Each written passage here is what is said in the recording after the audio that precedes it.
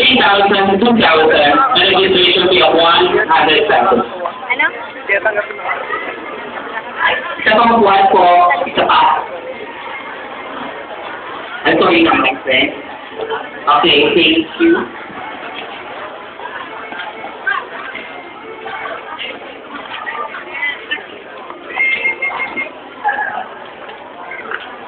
One question, and then it will timer 3 minutes. 5 minutes. Okay. I think yung questions sobrang tough na naman. Reset. Baka tayo na within 5 minutes. Game? No particular paper. 5 minutes.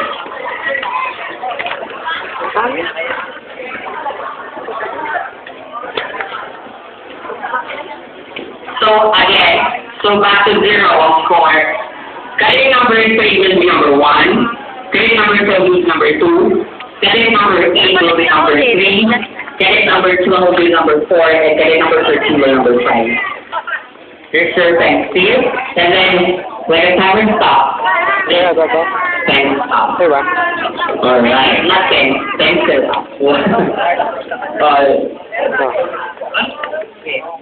Wait here.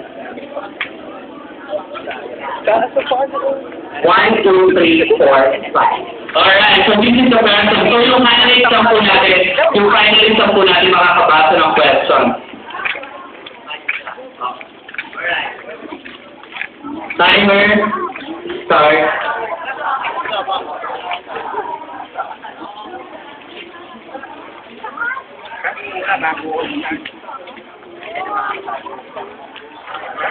Bakit music?